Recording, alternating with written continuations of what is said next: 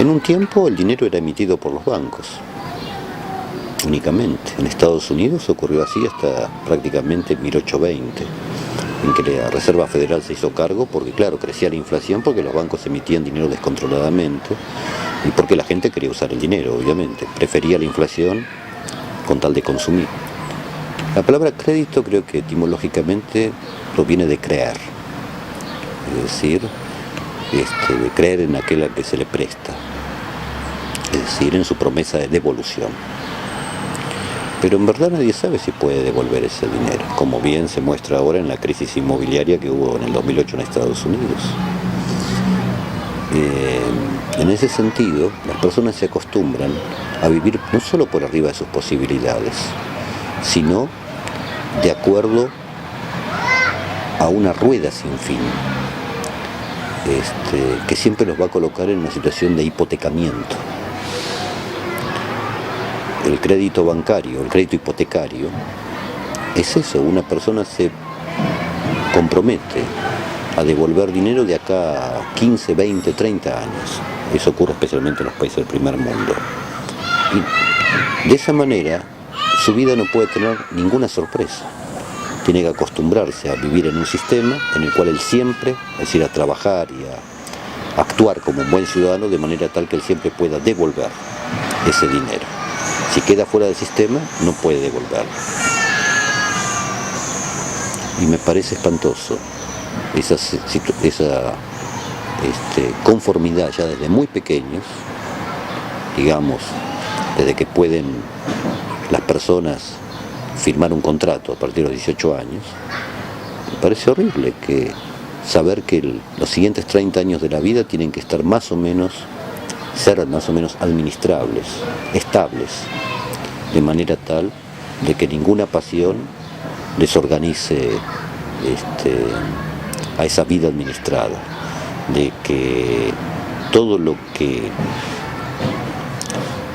una persona va construyendo tiene que ser necesariamente ordenado, tanto el propio matrimonio como la profesión, como los sistemas de ahorro, de manera tal de poder siempre cumplir con la hipoteca.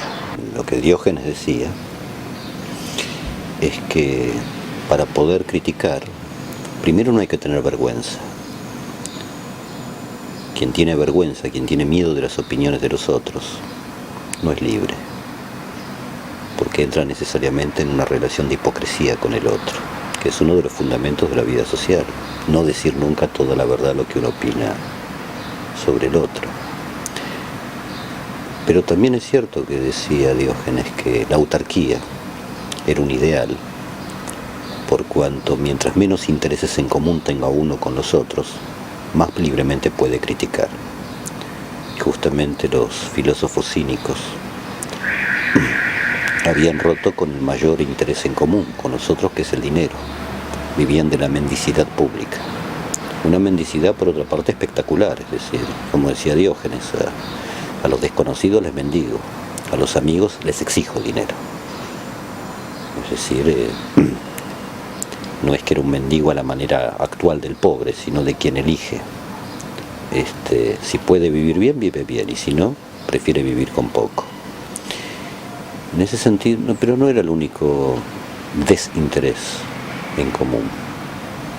Tampoco formaban familia, ni se casaban, ni tenían hijos.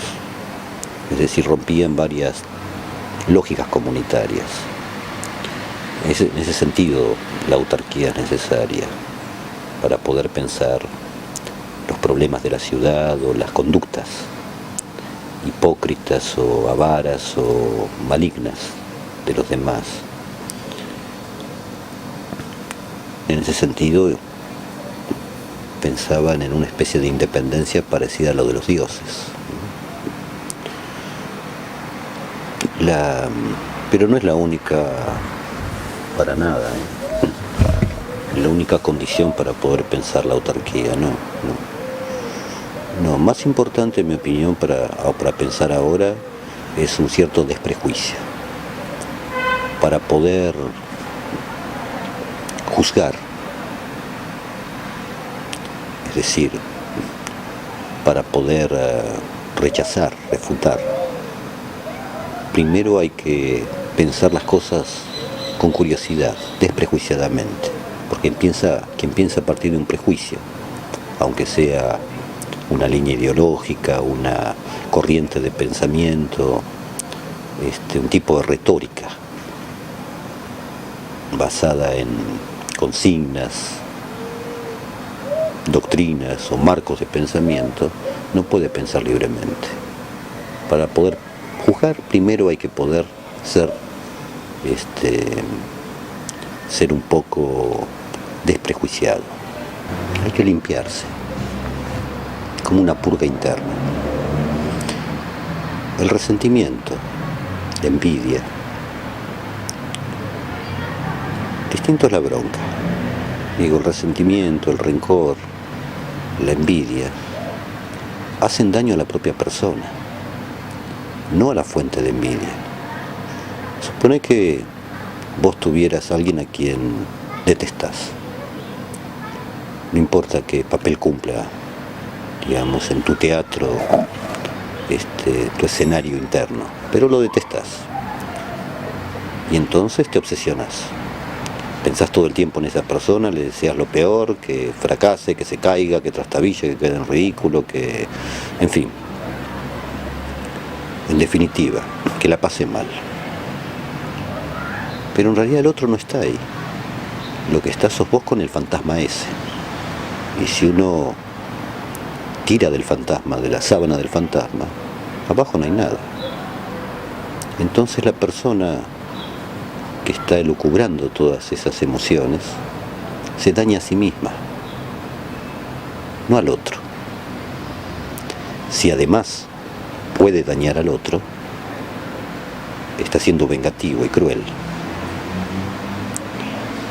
Y tampoco se puede decir que eso haga muy bien. Entonces uno tiene que purgarse el resentimiento, tener una vida tan rica en emociones poderosas y agradables, placenteras, que el resentimiento aparezca como no sé cómo decirte, como un rastro desagradable de una mordedura, a la cual uno puede perfectamente disponer. El caso de la bronca es distinto, porque la bronca necesita canalizarse. Entonces ahí es necesario encontrar formas de que esa violencia pueda ponerse en acto y sin embargo no causar mayor daño.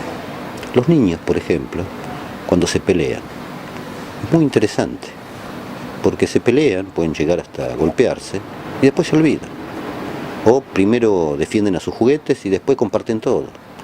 O primero sienten que el que viene es un enemigo terrible y después cuando se va se pone a llorar.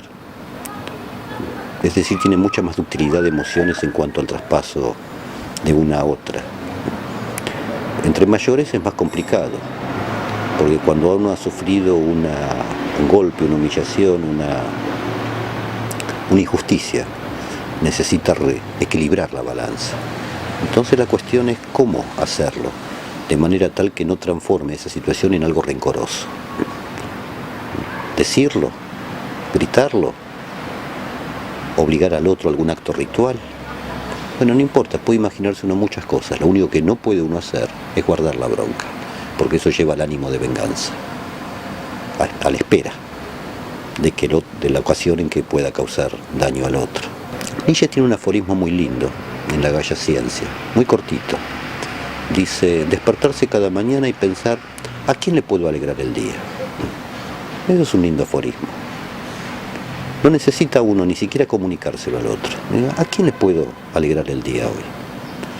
La mayor parte de la gente se levanta y dice, ¿a quién puedo arruinarle el día hoy? ¿A quién puedo alegrarle el día?